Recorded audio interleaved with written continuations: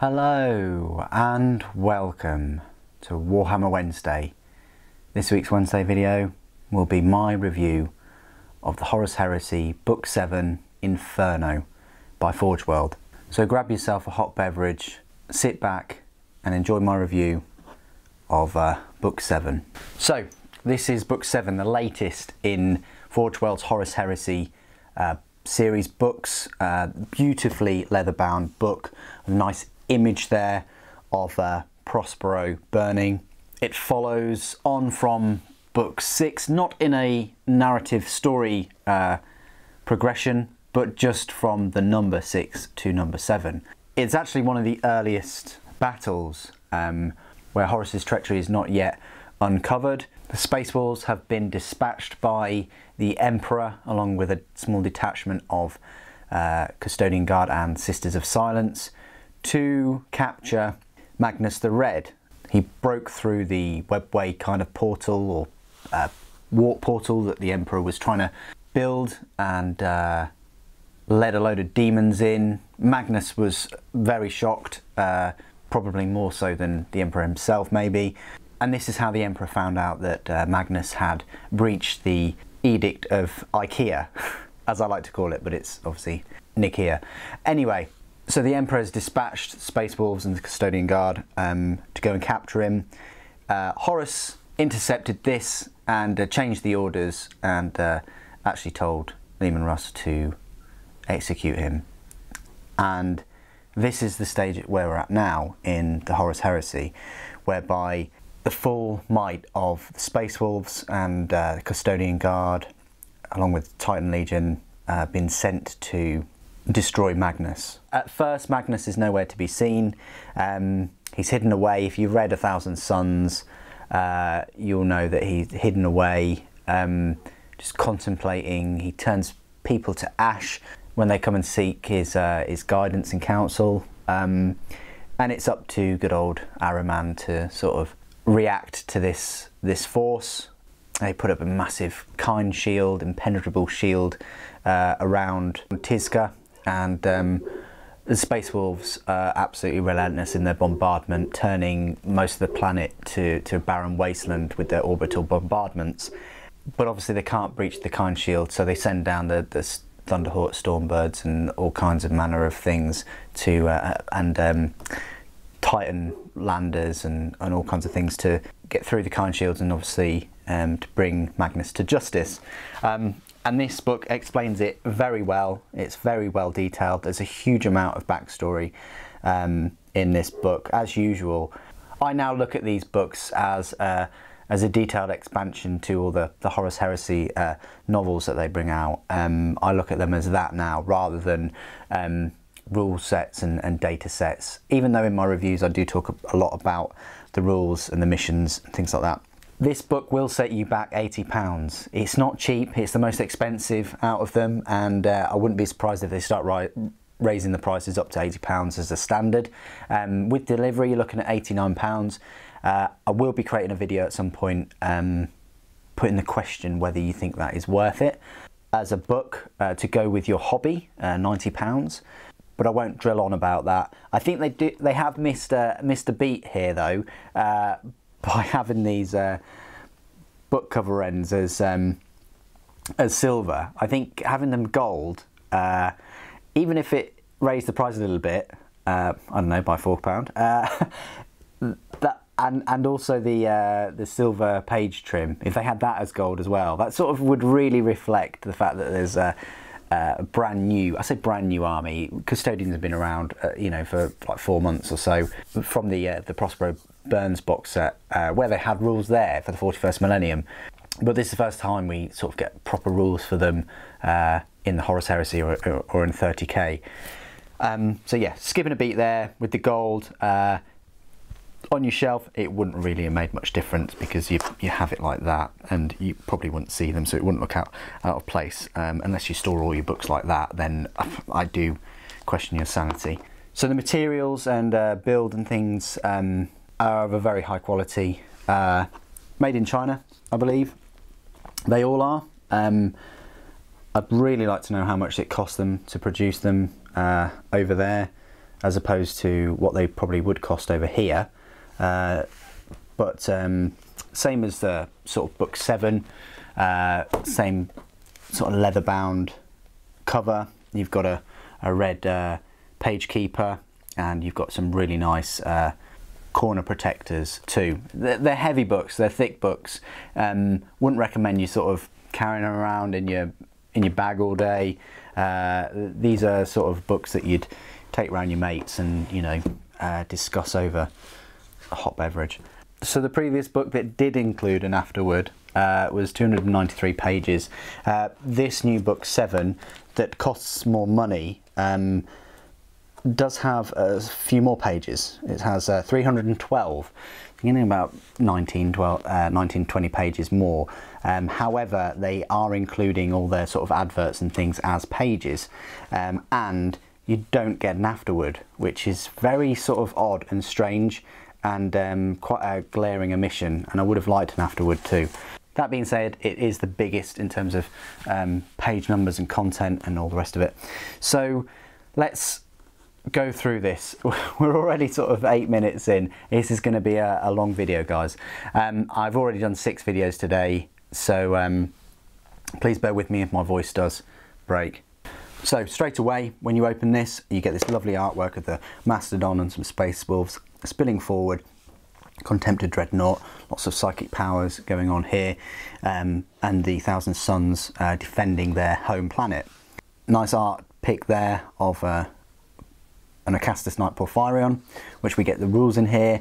And I think I mentioned when I first looked at this that we didn't have the rules, but we do. They are on Forge World's website for that Titan, so you can go and have a look there. So you've got a nice selection of contents, and pretty much it goes all the way up to 170 until we get to the Prospero campaign. All the missions, there's conclusion missions, legendary missions. Then you get nice sort of 12 pages or so of the Thousand Suns Legion, and then you get about 14 pages of Space Wolves. And then you get a whopping 34 pages of the Talons of the Emperor, but it does include Sisters of Silence too. And you get a little bit of a Mechanicum Rules appendix, which includes the Secutari Titan Guard and the Acastus Knight Porphyrion. That will set you back about 10 pages. Then you've got some more battles in the Age of Darkness core missions. A few questions I had from book 6 was, oh, if I'm starting Horus Heresy or Warhammer 30k, do I start with one of these books? It really depends. If you're just starting out and you're not sure on your Legion, I would research into which book sort of covers your Legion specific rules, whether that's Ultramarines or whether it's Thousand Suns, which are in here, or Space Wolves, which are in here. I'd look at choosing that Legion, but if you just wanted to buy a basic standard Horus Heresy book that covers all the legions, all the generic Legion rules, I would suggest you get the Legion Astartes Age of Darkness army list. It looks black just because it's a special edition. The one you got to go for is the red colour one, which is on the site, but I think it still is called Age of Darkness army list. And you'll know because that one is about 130, 140 pages, and it has everything here from, you know, your normal Contemptor Dreadnoughts to your Centurions, your tactical squads. It has the Mastodon in it, and it has the Sokar Pattern Stormbird, so it really is quite up to date, and I think this came out last year, so check that one out. And obviously it'll save you a bit of money because these larger books are 80. I think one of those Age of Darkness is about 30, so that's what I'd suggest if you're new or if you haven't picked a Legion. But anyway, let's continue with this book. So you then got a preface, which just goes back to this chap that is recounting all of the battles and all the history through his own eyes, and there are little extracts and things from his journals in the backstory. So it gives you the sort of history of the Thousand Suns, the dates, what they were doing in the Crusade.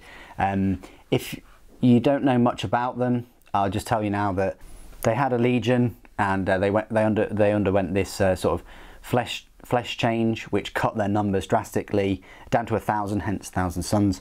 And the intervention of Magnus or chaos. Well, Magnus. The intervention of Magnus sort of halted that from spreading, and then they've been able to restock their legion. Hence why they haven't really taken part that much in the campaign, because they've been slowly building up their numbers. But there you go. It just talks about Tizca and the various cults, and really that psychic powers are so inbuilt into this legion, and the ability to control them or think you can control them runs very strongly. And so it's a very important part, everything to the sort of hierarchy that sort of keeps changing now and again. Then you've got this picture, which did stir up a bit of excitement over the internet, because clearly that is a Stormbird. I have a Stormbird, and that is one of them. But this one right here, I get the lighting and things, but it looks, with the lighting, there's no sort of reds or even that colour grey. It literally looks like it's been lifted off of CAD and just plonked on there. And to me, that really does look like a Thunderhawk. The wings aren't straight like a Thunderhawk, but it does have the heavy bolters on the wings, like the Stormbird does, of course. But it has the turbo laser, and it has the front assault ramp, which the Stormbird does not. And it has the sort of dorsal wings with the las cannons. So to me that looks very much like a Thunderhawk.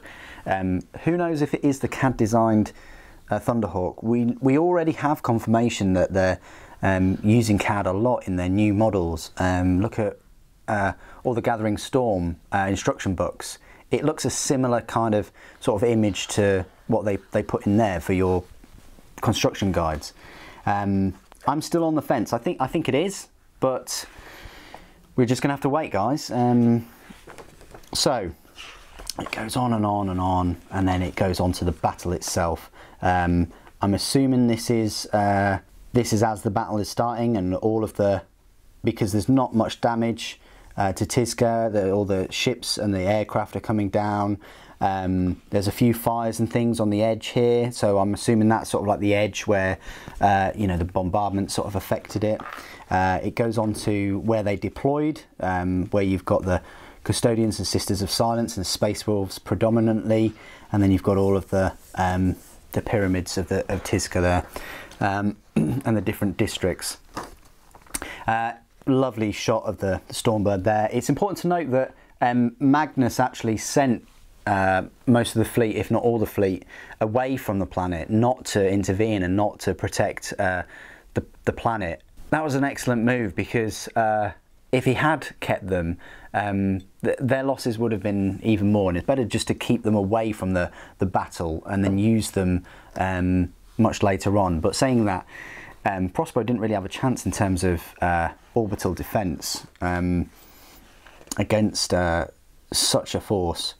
And here we go. So here you've got some of the units in the book. You've got it's fantastic because you've got two Stormbirds there just hovering. The weight of these things must be enormous. And then right here you've got another shot of that so-called Thunderhawk.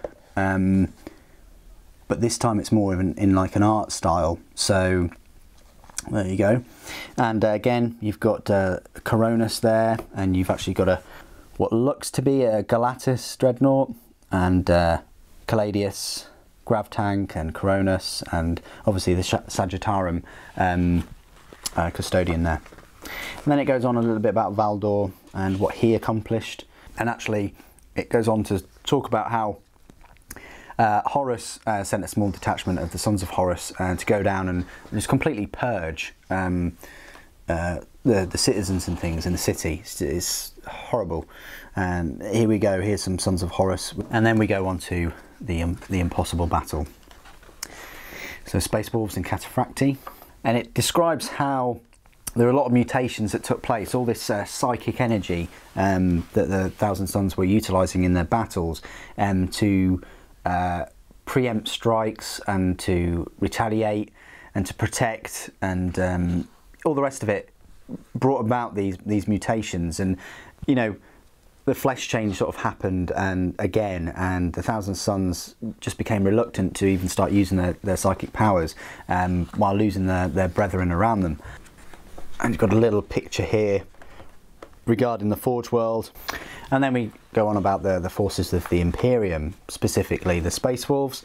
So it gives their take on how the battle was unfolding, with some excellent artwork and Legion heraldry.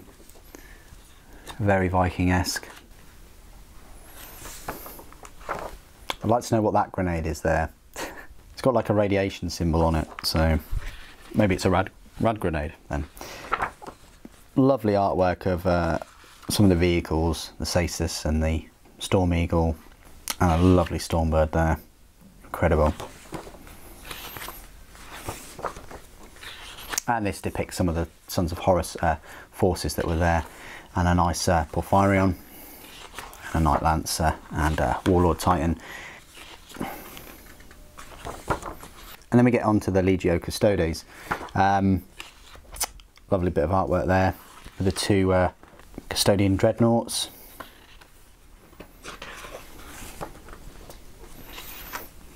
I like the black there, both on the shoulder and on his leg plate armour.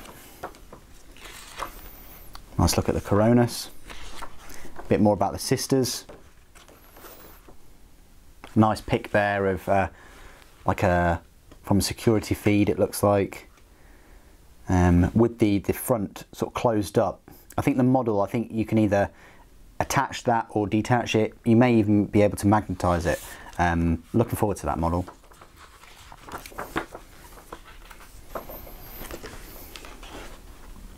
And then the Ordo Sinister, basically the Psychic Titans, Psychic Warlord Titans. Great frontal image there of a Warlord Titan. Then the forces of Prospero, so the Thousand Suns.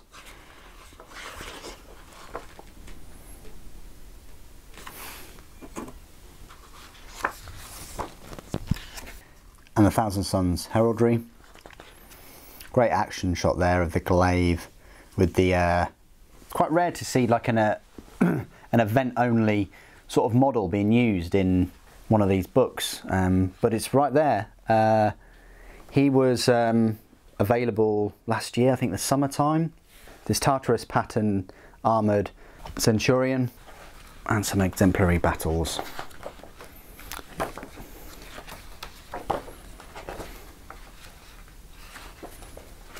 Nice look at an apothecary there. I like the helmet too. Very Egyptian sort of styling, very Egyptian, and with the hieroglyphics and the use of the gold around the edges. Look at that, very sort of Egyptian. So I like the Egyptian and the Viking sort of themes we're getting through these two legions. And then you get a fair bit about the Mechanicum there. And another Titan Legion, Legio Zextabiax.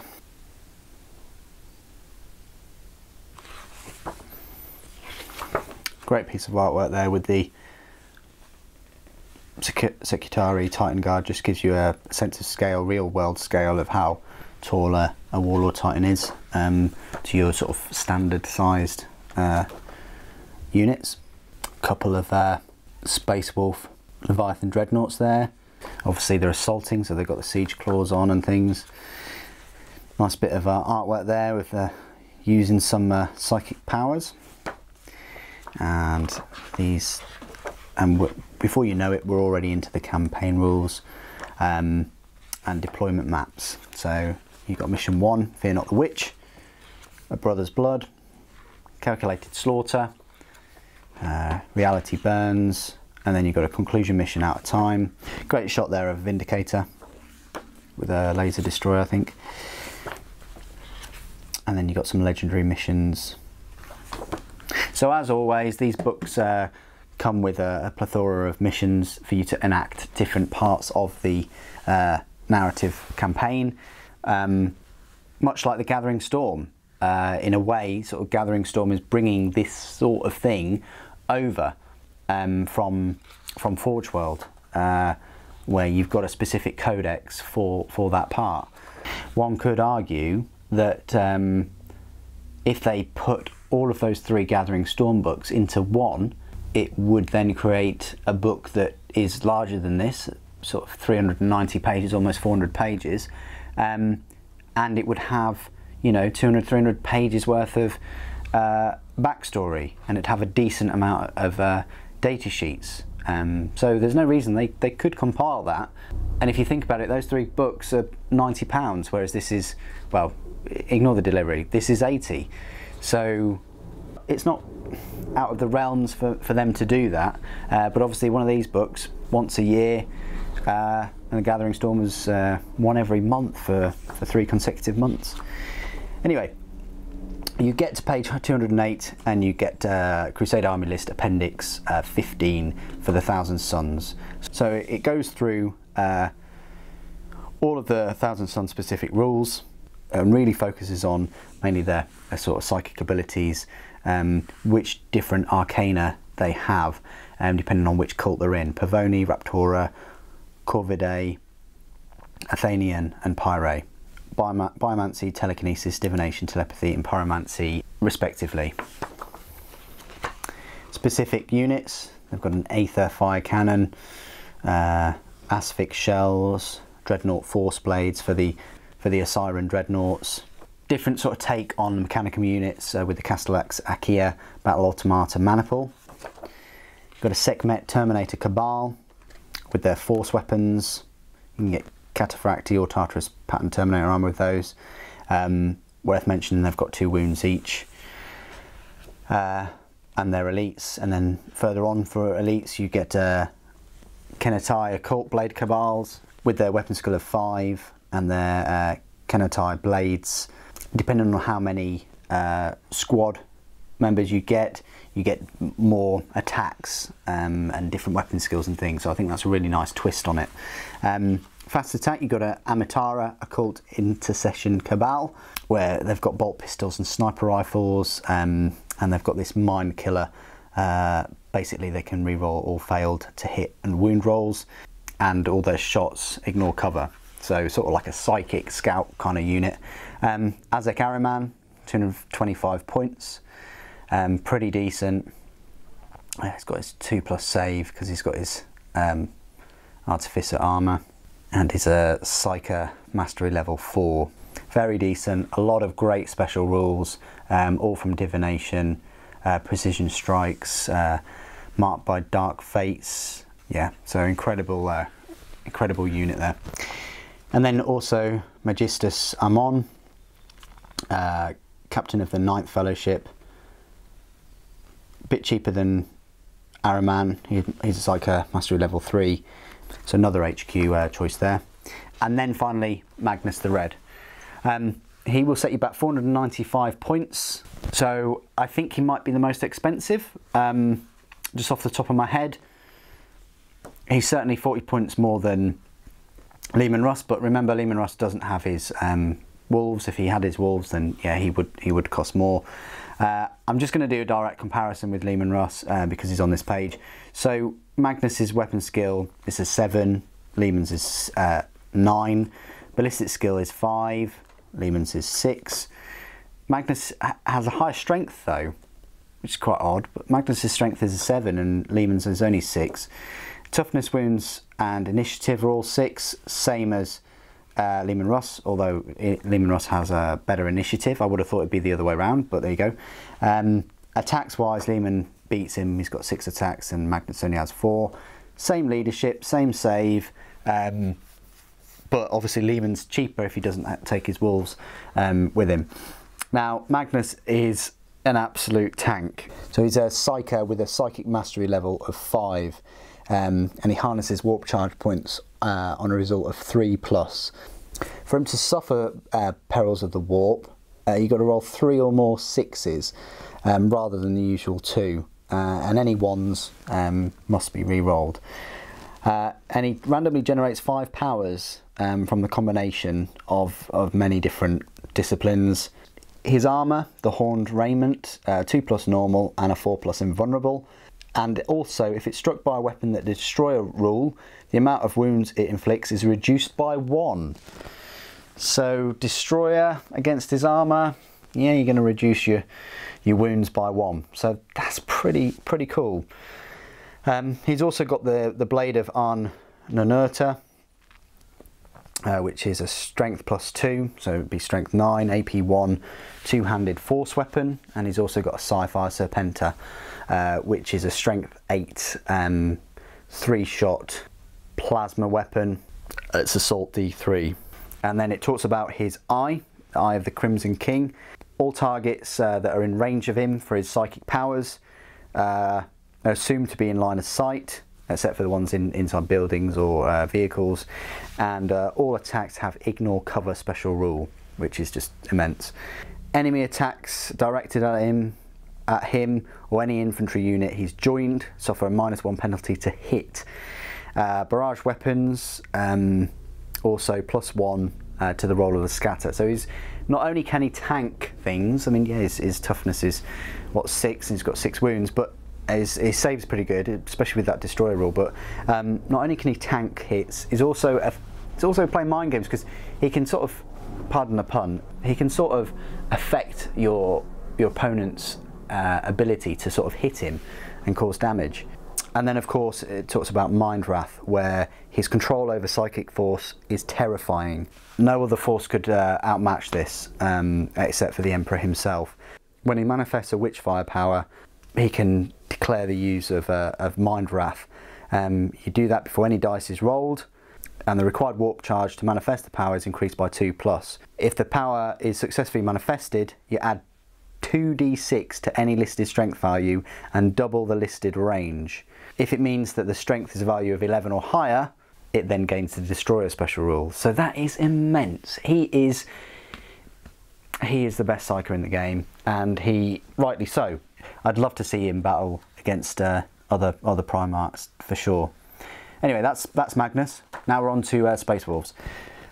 So Space Wolves, they get some Warlord traits and specific rights of war. Specific war gear, they just introduced the Fenrisian Wolves, Frost Blades, which basically are special weapons, unwieldy, and their Great Frost Blade has this, they basically just add strength, and they're quite low AP as well, so they're very decent at sort of an anti-Space Marine, I'd say. Elites, you've got a Death Swarm pack, where you get 5 of them with power axes and artificer armor, and they get 2+ saves. So it's quite decent that they get these artificer armor, power fists, or they can swap them for, and then one of them can swap them for like one of the Great Frost Blades or something like that. And going back to my comment about the radiation symbol, obviously you've got a rad grenade there for 30 points. The Varager Wolfguard Terminator Squad, 270 points, you get 5 of them. They're in Cataphracti Terminator armor. They have the Combi Bolters and the Frost Blades, so again, very decent unit. Varager Thane, or Thegin, I'd say Thane. He's got 2 wounds though, he's sort of like the little sergeant. Grey Slayer pack as troops. You get Grey Slayers and Huskarls, 9 Grey Slayers and 1 Huskarl. Basically got bolt pistols, combat blades, they've got normal power armor, but they've got this Warrior's Metal. So they can't go to ground, but they can reroll pinning tests and make charge moves after running or firing the bolters, but they suffer a penalty to their charge range. Guygor Fellhand, there is the model from Prospero Burns. So again, it's nice to see not only sort of limited edition sort of models that were sold in Games Workshop. They weren't sold in Forge World. They were sold in Games Workshop, but Forge World made them. And also, it's nice to see sort of Games Workshop models as well, not just all your typical resin Forge World models in this book. So Guygor Fellhand, 3 wounds, initiative 5, ballistic skill, weapon skill 5, very good. 135 points, cheap as chips, with a +1 strength AP2 shred. Frostclaw, very decent weapon, and 135 points, you can't really go wrong with him. Havral Redblade, again, he's pretty decent, but he's quite costly, but he does have a very decent weapon skill, a lot of attacks, a good 2+ save with an Iron Halo, and he's in Tartarus Terminator armour. His axe is a +2 strength, AP2, and it's got armour bane, so very decent. Then you've got your normal Priest of Fenris, 105 points. They've got these Garm blood vials, which is a poisoned range 8 sort of one-use grenade thing. Then you've got Leman Russ himself. There he is, right there. It's 455 points, so he is cheaper than Magnus. His weapon skills are a whopping 9. Would you expect anything less? And then he's got a lot of 6s. Initiative 7, 6 attacks, leadership 2, and save of 2+. He's got some great war gear. He's got the armour of Elavagar, which I believe is the relation to Elavagai. Then you've got the axe of Hellwinter, the sword of Balin Knight, Scorn Spitter, and he's got some frag grenades just for good measure. And he's got the usual special rules for a Primarch, including Sigh of the Space Wolves and Breaker of Shields, Bringer of Ruin. Basically, if he's the Warlord and you've got some Varager Wolfguard Terminators, they count as troops. Sigh of Space Wolves, Night Vision counter-attack, all these preternatural senses special rules, and get +1 leadership for all units with Legion Astartes special rule. And it's also got the Howl of Death Wolf special rule too. So the Breaker of Shields, Bringer of Ruin. He wields 2 different weapons, the Balin Knight and Hellwinter. In his assault phase, he can split his attacks, including any for charging and counter attacks, between the 2 weapons as he sees fit. The armour of Elavagar, 2+ save, 4+ invulnerable, but then that's increased to 3+ against sort of fire weapons like flamers, melter, plasma of any kind.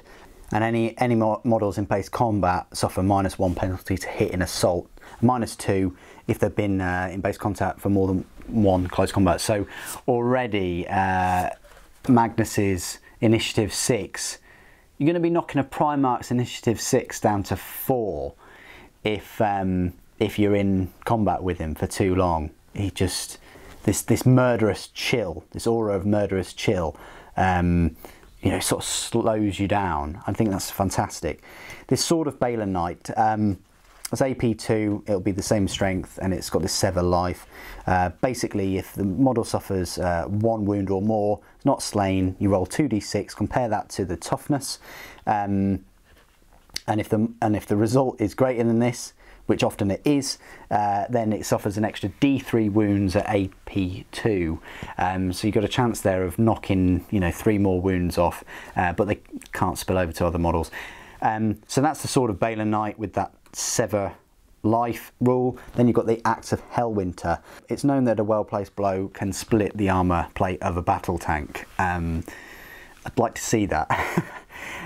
Basically, it pluses his strength by 2. It's got AP2, Sunder and Mastercrafted. So I do like the Sever Life rule for the other one though. Then Scorn Spitter. Basically it's a bolter, but it's an AP3 bolter, Assault 3 rending.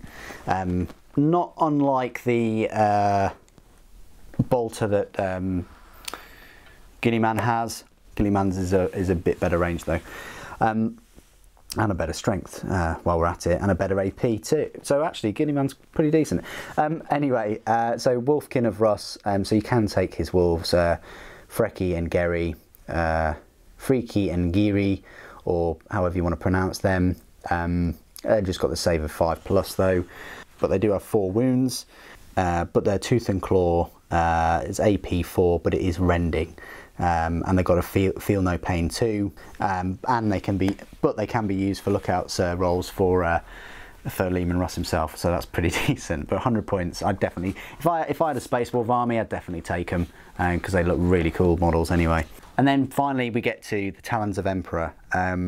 Like I said before, we already had a taste of their rules in Prospero Burns box set, where Games Workshop had the Warhammer 40,000 rules for the custodians. So we got a glimpse or a taste of how good they actually are then, back in November.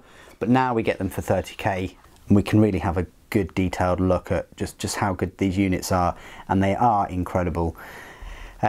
You've got their normal custodian armour, gives him a 2+ save and move through cover. The Presidium shields allows you to reroll failed invulnerable saves. The Aquilon pattern Terminator armour, 2+ normal save and 4+ invulnerable. Origins with Cataphractii armour. I haven't seen any pictures of this Aquilon pattern Terminator armour. I would have thought it's very similar to Cataphractii. You've got refractor fields, they're quite straightforward, and Iron Halos is quite straightforward. You've got the Magisterium Vexilla. You can reroll failed leadership tests, and you also gain Fear special rule. You can add +1 to the wound score calculated to see if any friendly unit within the models within 12 inches wins the combat assault phase, but you can only use that once, and so on. And then the war gear, you've got the Guardian Spears, different Guardian Spears equipped with different ranged weapons. So you've got the Guardian Spears with so it's got the Guardian Blade, so you've got the Power Blade aspect of it, where the strength is normal, but +1 to the strength if they charge, and then AP2 if they charge. Lightning Blow specialist weapon. Then you've got a Guardian Bolter on there, which is, it's only AP4, but you do get two shots, and it is 18 inches. You could have a Melter Beam on it. A Drathic Destructor is really what you want, because obviously it's a short range of 12 inches, but strength 5 AP2 and instant death, armor bane, and gets hot. And lightning blows every 6 to hit, you get another attack with the same initiative, but obviously if you get 6 on those, they don't generate another. The Paragon Spears, they're just one up from the Guardian Spears pretty much. They do have better AP, and they do plus your strength by 2 if you charge. And then you've got Paragon Bolters, which are AP3. So if you're going for one of the other Paragon Spears, are the ones to go for, because they also have the Murderous Strike, which has the instant death on a roll of a 6. Sentinel Warblades, they don't have like a sort of powered up version of them like Guardian Spears and Paragon Spears. They don't have like a Paragon Blade as such, but the Sentinel Warblades, they're AP3 anyway as melee, and they're rending specialist weapon, and they're bolt casters. They're only strength 4, but they're assault 2, and they've got the Hail of Fire, which is snapshots at ballistic skill 2. You've got Solarite Power Gauntlets, times the strength by 2, AP1, and the Power Talons just add 1 to the strength, but it's AP3, and they're master crafted. Oh, and the Power Gauntlets are also master crafted. Their ranged weapons are horrific, especially the Adrathic weapons, which pretty much, when the Emperor came to power after Old Night and he reclaimed all of Terra, he grabbed all, he didn't grab, but he commanded all the Adrathic weapons were handed over to him on penalty of death. Not just that person though, but also the entire land and the nation. So that's how much he thought that they were immense. And obviously he's had them ever since. And only his personal weaponsmiths have the knowledge to how to replicate them, and only in small numbers. Mars doesn't even get a look in for these Adrathic weapons, quite rightly so, because even the smallest one that's a range 12-inch strength 5 AP2 assault 1 weapon has instant death and armor bane. Yeah, they do have gets hot, okay, that's fine, but they're only 1 shot anyway. But to have instant death on a range 12-inch weapon, then the Devastator 18 inches, 2 shots, 36-inch Exterminator is a small 3-inch blast, but again instant death and armor bane. The Adrastus weapons are pretty cool. The Adrastus bolt calivers, you've got bolt volleys or a disintegration beam, so you can have 2 firing modes. This disintegration beam just reduces the range, but gives you an AP2 instant death and armor bane again. Lastrum bolters, and it goes on to say that the output of these types of weapons can only just satisfy the Legio Custodes demands. But again, the normal Storm Bolters, it's a Strength 5 Storm Bolt AP4, Assault 2, but they've got this heliothermic detonation where suffer 1 or more unsafe wounds. You must take a toughness test. If they fail it, instant death. and that's just your normal Lastrum storm bolter, and because of this heliothermic detonation. And then the bolt cannon is strength 6, better range, it's AP3, and it's heavy 3 shot rather than the Assault 2. And finally, you've got all of this las weaponry, such as the Iliastus accelerator cannon, which is good 60-inch range, 3 shot rending, and again it's got this heliothermic detonation. You've got the Infernus incinerator, a bit like heavy flamers really, but the fire pike is a torrent weapon. Then you've got a Proteus las lance, which is strength 7 AP2 2 shot. The Corvée las pulsar, which I'll talk about in a moment, with the in the army list, which is a heavy D3 shot las cannon, pretty much at 36-inch range. And you've got the Arachnus blaze cannons, which can have a concentrated blast or a burst fire. And the concentrated blast is pretty good because it has this exo shock, where you get a 50% chance of getting an automatic second. You get a 50% chance of scoring. You get a 50% chance of an automatic penetrating hit on the same target. Sisters of Silence. You've got the different cadres, and they've got their electro arcs and their execution blades, which just buff them depending on what you roll. Then you've got these different types of sort of size shock, armor bane, and poisoned weapons. And you've also got this Vratine armor, which is very much like power armor and mail sort of armor. But it gives you a 3+ save, so they get over that sort of power armor hurdle by calling it rain armor. So then it goes into the armor list itself, and I'll spend quite a bit of time on this. So then we move on to the data sheets themselves. So straight away you've got your HQ section, both for Custodian Guard and Sisters of Silence, and that kicks off with a Legio Custodes Shield Captain. Very decent weapon skill, 6 but skill 5, strength and toughness both 5, 4 wounds, initiative 6, 5 attacks, leadership 10, and save 2+. So really best of the best within a Custodian Guard force. 190 points, quite pricey for one chap, more than most sort of special characters in Space Marine Codex. But you can have him with, he's got his Iron Halo and his Guardian Spear, but you can give him Paragon Spear, as you can see. You can give him Praesidium Shield and so on. Then you've got the Oblivion Knight Centura, a lot cheaper, only 75 points, so you can have an all Sisters of Silence army if you really wish. And you've also got the Sisters of Silence Excruciatus Cadre for 100 points, where you get 5 of them, and they just and then you can load them up in a Charon Pattern Inquisitor as a dedicated transport. Then you've got Constantin Valdor.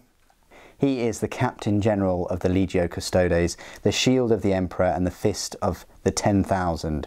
So he is pretty much, I say the Primarch, he's definitely up there, almost Primarch level, the top guy. And his mission and the 10,000 Custodian Guard, their mission is pretty much to protect the Emperor at all costs. His sworn duty is to protect the Emperor of mankind. He is unstoppable and unrelenting, as it says right there. His weapon skill is 7, ballistic skill, strength, toughness, and wounds are all 5. He's got initiative 6, 5 attacks, leadership 10, and save 2+. He's got many special rules, which I'll just quickly outline. Preternatural skill, the sodality, inviolable psyche, bulky crusader, counterattack, precision strikes, precision shots, eternal warrior, independent character, and warlord trait. He's got the Apollonian spear, which I'll talk about in a moment. Then Iron Halo, Misericordia, plasma and crack grenades. I mean, who carries plasma grenades really? The Array Shrike, digital lasers, and custodian armor. The Apollonian spear, the Emperor himself handcrafted it apparently, and goes back to the Unification Wars, and it's got a power blade. If he charges, it adds 2 strength, so it's a strength 7, AP2. It's got this molecular severance, and it's got a hypervelocity bolter on there, which is an AP2, strength 5, assault 2, concussive hypervelocity bolter. Lightning blows, obviously 6, generate more attacks, and molecular severance on a 4+ instant death to wound. So 50-50 chance of wounding, instant death, regardless of armor value. And then any successful invulnerable saves made, they have to be re-rolled. So it really is one of the best weapons in the game, definitely. Warlord trait, Shadow of the Throne. You can re-roll attempts to seize the initiative, and if he's your Warlord, they can all be given teleportation transponders at no cost. That's just fantastic. 275 points, bargain. So the light is fading fast. I just had to recharge the battery for the camera. There is an HQ choice for the Sisters of Silence, which is Janisha Kroll, 150 points, weapon skill 6, toughness, strength and wounds are all 3. She's got initiative 5 and she's got 4 attacks, and she does have the Sword of Oblivion. When in a challenge she gets an extra +1, and it's also got the murderous strike, where 5 or 6 instant death. So pretty good and quite cheap really for 150 points, but a little bit fragile, even though she's got the Artificer armor. Then you've got the elite of the elite of the elite, the Legio Custodes Heteron Guard Squad. Each one of these guys, 3 wounds, 210 points. These are the guys you want surrounding Valdor, and then you want Valdor and these guys surrounding the Emperor, and then you want all of those surrounded by just normal Custodian Guard, and you want all those surrounded by the Aquilin Terminator Squad, then around with the normal Custodian Guard, then round some Contemptors, and then finally some normal Legion Terminators, and then Legion Space Marines, yeah, and so on. You get the picture. It's sort of, these are just the ultimate sort of form of bubble wrap. 5 across the board luck, 3 attacks, save of 2+. They've got the refractor field, so they're getting the 5+ invulnerable, but they can take Paragon Blades and Adrasite Spears. They can also be given Presidium Shields too. I think if I'm going to select a squad, hopefully Forge World will bring out some resin versions of Custodian Guard rather than the plastic ones, and hopefully they will have them a little bit different than the plastic ones. I'm certainly thinking about painting them black with gold rather than just use standard gold, but who knows, we'll see what they look like. Same with the Terminators. I hope they look really cool. 225 points for 3 of them, so way above the cost of a normal Terminator squad. They get the 5 across the board again. They get the 2 wounds, 3 attacks, and they get their Ladstrom Storm Bolters. Then another elite, had this in my Achilles Dreadnought review. Incredible unit, lacking a little bit in terms of saves. Got 3 hull points, armor 13, but it does have the refractor field. His spear is fantastic, especially if you pay the extra for the Corvée Las Pulsar, which gives him a D3 shot las cannon at range 36. Then obviously rolls of a 6, he gets the destroyer. You've also got another elite choice, the Sisters of Silence Oblivion Knight Cadre. They're all equipped with Void Sheen cloaks, giving them a 6+ invulnerable save, but a 4+ against template and blast weapons. So that's the Void Sheen cloaks, pretty decent, and the execution blades are quite good too. They're quite cheap as well, 85 points for 5 of them. Then troops, you've got a normal Custodian Guard squad. For troops, 165 points for 3 of them, 5 across the board again, with 2 wounds, and again they're equipped with Guardian Spears. So that's the Custodian Guard squad. The Sentinel Guard squad are the guys with the Sentinel Warblades. There is a clue there in the name, but they get an extra special rule called the Shield Barricade, where any targeting units being targeted by ranged attacks which pass through the Sentinel Guard squad that consists entirely of models with shields, the other squad get a 4+ cover save, which is fantastic. I mean, you have them in front of your Custodian Guard squad, and then you know they get a nice cover save, which obviously beats their refractor save. So it sort of saves them a little bit with the shields. So you could have three with the shields in front, and then you could have sort of like 9 behind them or whatever. So then you've got another troop choice, Sisters of Silence Prosecutor Cadre, 65 points, again very cheap.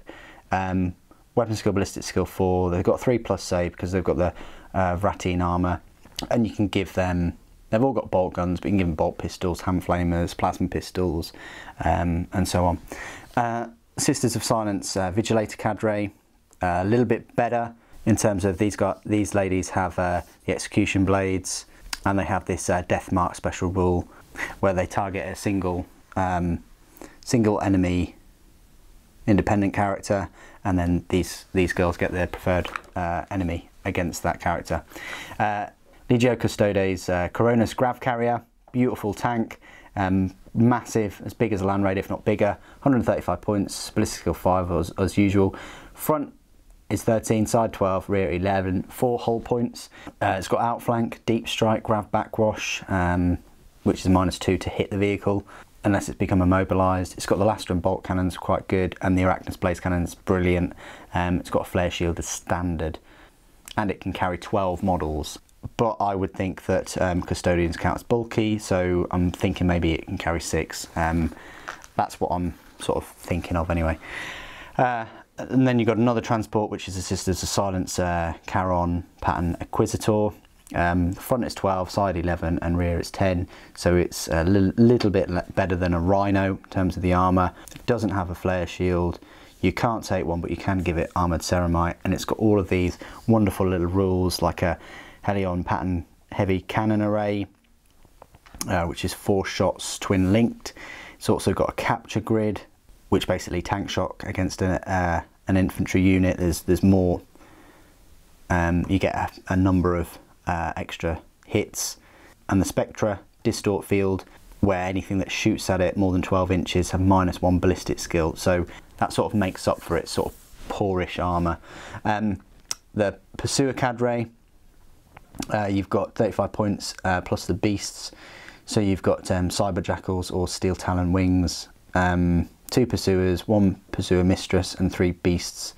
Looking forward to if Forge World make these Cyber Jackals or Steel Talon wings, really looking forward to them. Fast attack now, so you've got a Legio Custodes Agamatus jet bike squadron. So you've got the Custodians on the Gerfalcon jet bikes, which have Iliastus bolt cannons as standard, which can be upgraded to the Adrathic Devastators or twin-linked Corvée Las Pulsars, which are just 36-inch range las cannons, but you get 3 shots potentially with them. Their toughness is 6, and obviously if the toughness is already 5, that's why, because of the jet bike, and also your charge distances can be re-rolled using the jet bike. Then another fast attack choice, great little unit, 85 points, front armour 12, side and rear 11. Its ballistic skill is 5, and it's got twin linked Arachnus blaze cannon with a flare shield 2, and yes, you can give it an Adrathic Devastator if you wish. It doesn't come with that, and I wish it did. I wish it gave you the option of swapping out the Arachnus blaze cannon. As good as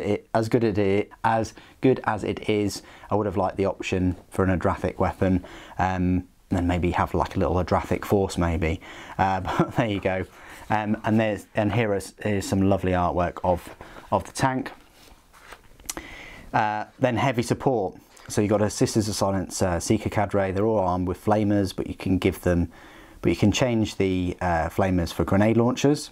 Then you've got Legio Custodes heavy support in the form of Sagittarium Guard Squad. I'm really looking forward to these models.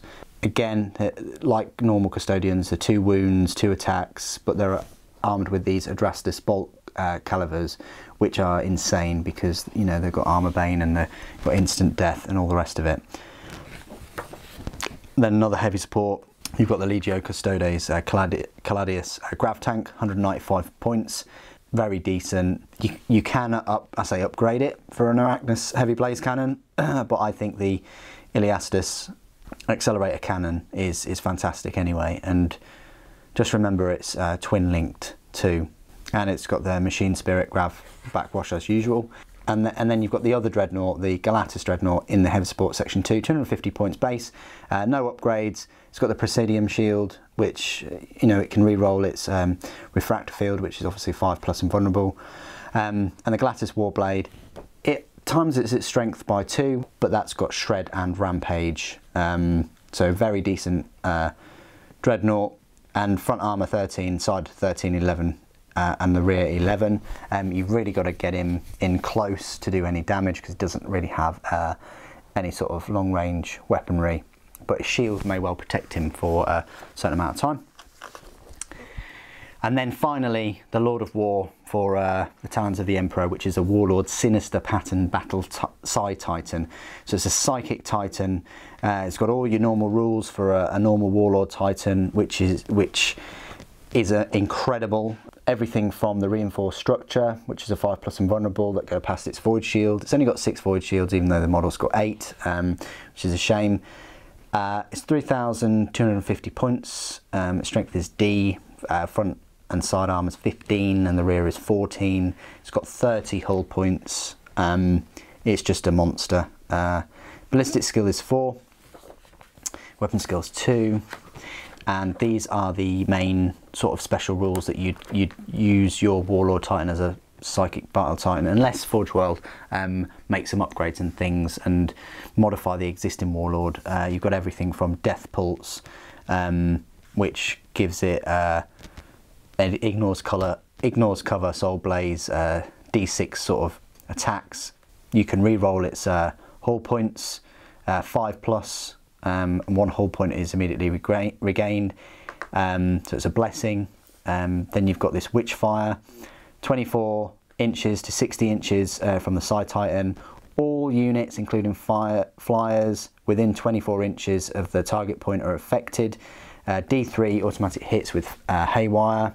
You've got this Shroud of Terror, Fear, within 12 inches of the Psi Titan. I don't know what you're doing if you manage to get within 12 inches of the Psi Titan. And then you've got the Sinistra Manus Tenebrae, which is a unique and nightmarishly powerful weapon, the Left Hand of Darkness. On the modified Warlord's armament configuration, and it's its most feared aspect, it's hybrid of strange technologies, similar to a warp engine. It requires the unified minds of cybernetically networked psychers carried on board the Titan to concentrate and control its destructive energy successfully. So basically, it's a strength D or XX. So it's a strength D, 120 inch range, AP 1, 2 and 3, heavy 1, apocalyptic mega blast, so the huge blast template, ignores cover. This is at AP 1, 2 or 3.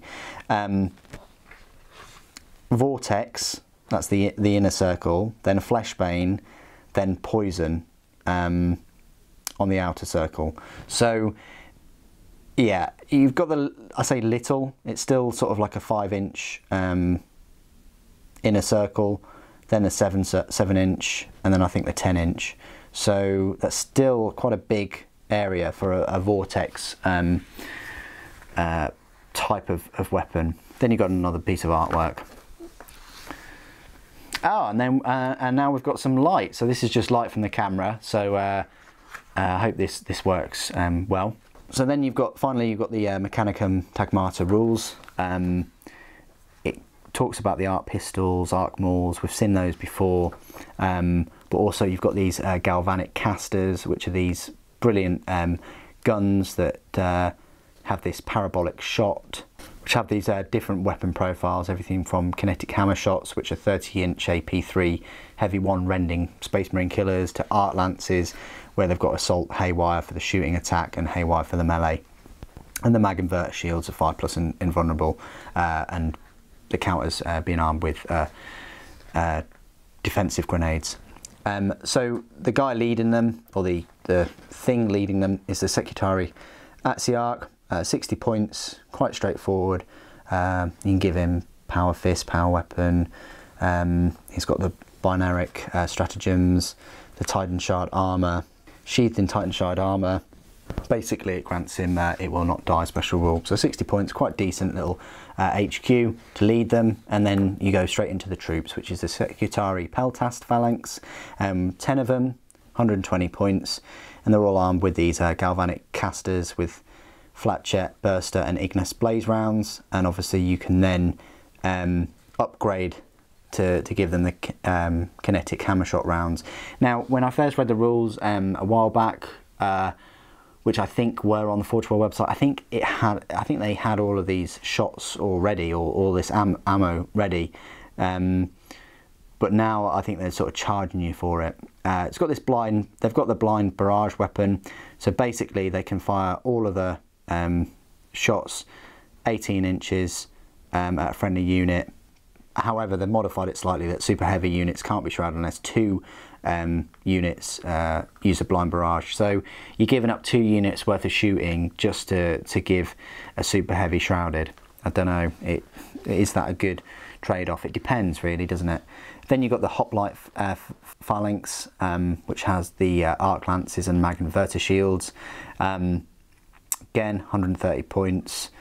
Quite weak stat line, ballistic skill 4. Would have liked to see their weapon skill be 4 instead, but there you go.